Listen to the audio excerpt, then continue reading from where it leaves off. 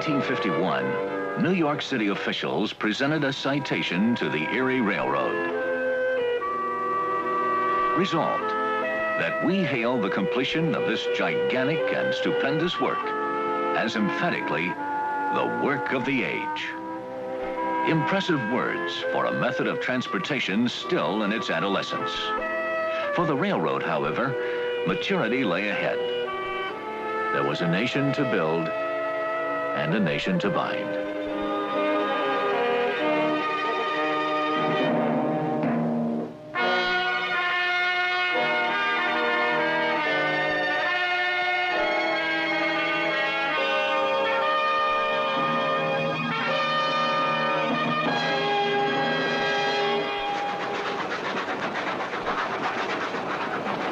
After the 1840s, railroads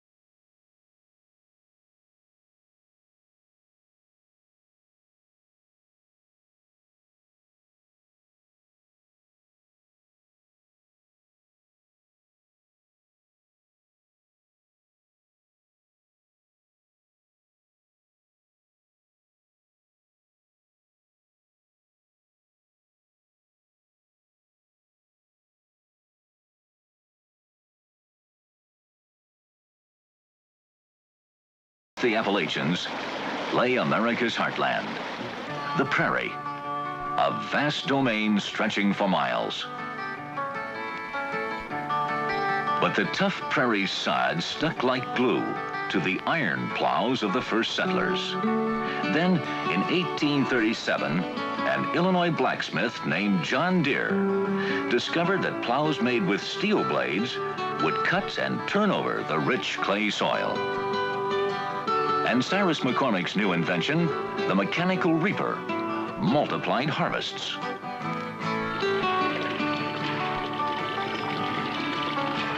Windmills took advantage of the strong prairie winds to pump water and run machines.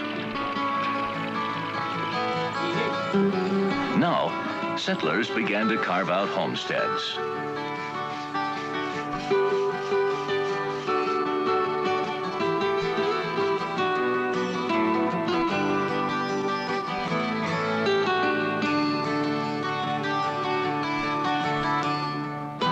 In Europe, political unrest. In Ireland, a potato famine. Refugees seeking a new life in a new land came to America. Some took their chances and bought prairie farms. Others became tenant farmers for Western landowners. And in this wilderness, devoid of roads and large rivers, iron tentacles began to spread everywhere. They were the vital link that got the goods to market.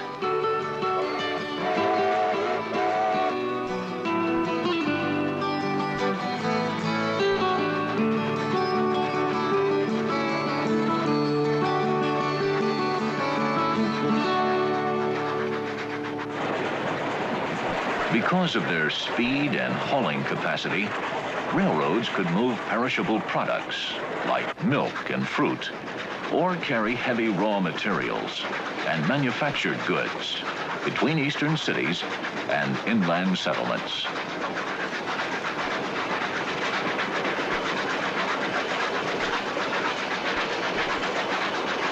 And in the wake of this rail traffic, civilization followed. Railroad towns began to spring up all over. Most had high hopes of someday becoming a major rail junction, like Atlanta or Chattanooga. But most, like Sturgis, Michigan, ended up a whistle stop.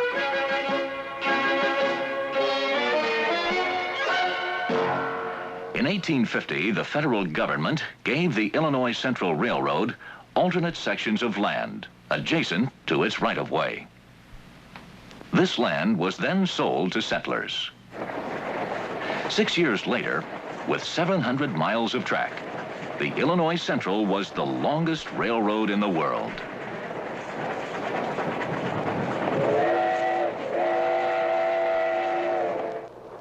Between 1850 and 1860, about 20 million acres of public lands were granted to railroads.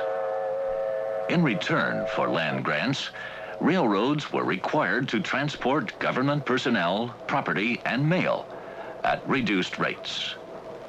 For the government, there was another advantage. Only a small portion of its 1.5 billion acres of heartland had been sold, even at the giveaway price of $1.25 an acre. According to one senator, the rest of the land could lay there for 500 years if dependable transportation could not be provided. During this period, the locomotive became more than just a mechanical marvel or a powerful machine. It was taking on style and class. Bright-colored engines, prized by the engineer and a builder's delight, came complete with shiny brass trim and elaborate scrollwork.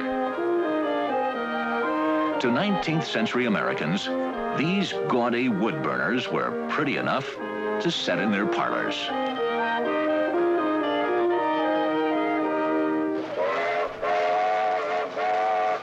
Trains had captured the minds of hard-nosed businessmen. Now, they captured the hearts of the people.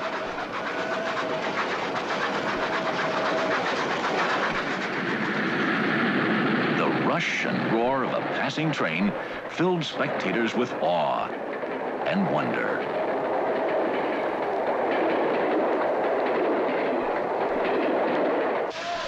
What boy did not secretly hope to one day become an engineer or a conductor?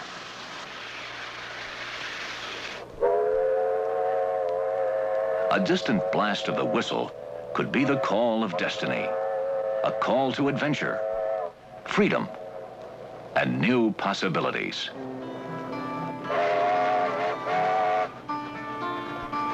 Trains were going farther and farther west, and west was the direction young people were told they ought to go.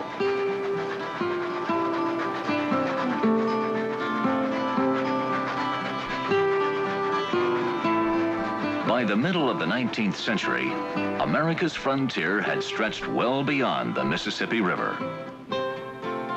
And across the continent, the far west was booming. There was cheap farmland in Oregon and gold in California. By 1855, government survey crews had mapped out 5 railroad routes to the Pacific Ocean. By the late 1850s, tracks had crossed the state of Missouri and reached the western frontier. Back east, railroads continued to grow at an astounding rate. The city of Boston had 7 railroads and 7 railroad stations.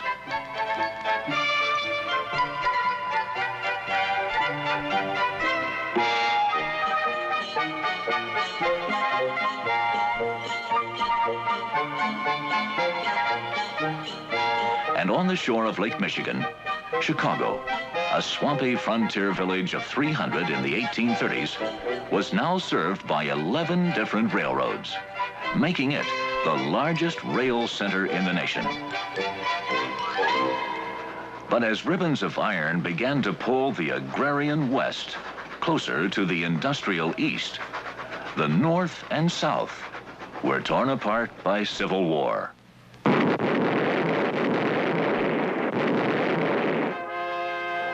For the first time, railroads were involved in large-scale warfare.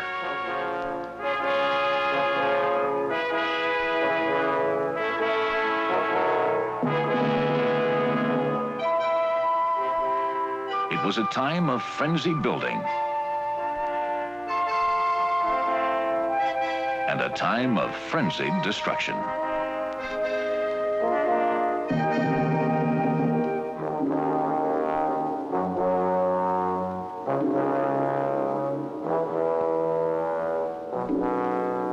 prairies supplied by wagons could operate only 100 miles from their base. Any farther, and the teams going and coming would consume the contents of their wagons. Railroads, however, could move troops and supplies at speeds and distances never before possible. Generals on both sides stayed up late, trying to match the rules of war they had learned at West Point with the logistics of the railroad. But between North and South, there were powerful distinctions. The North had nearly 3 times as much track, and its equipment, personnel, and material resources were far superior. The Erie and Pennsylvania railroads alone had more locomotives than all of the Confederacy. And even more critical, the Confederacy did not have factories to build new ones. During the war, events like Andrew's Raid etched railroads into history books.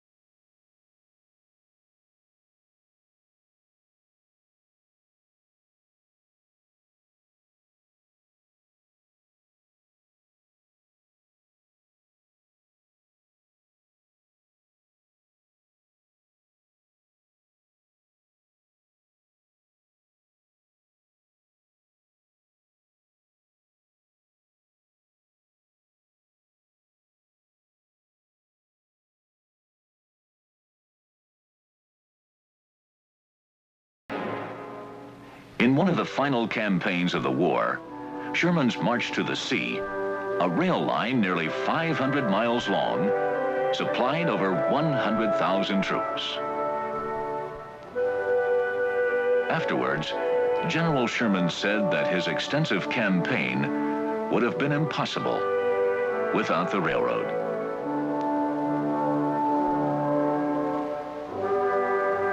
At the close of the war, a special train left the capital of the reunited States.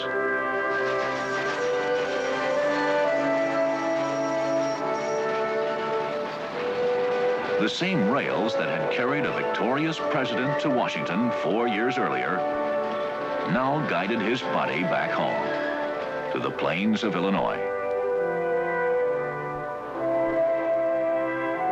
Abraham Lincoln had fought to keep the North and the South united. In 1862, during grave moments of the war, he had signed into law the Pacific Railroad Act. This act provided for the building of the first transcontinental railroad, a railroad that would soon unite the East with the West.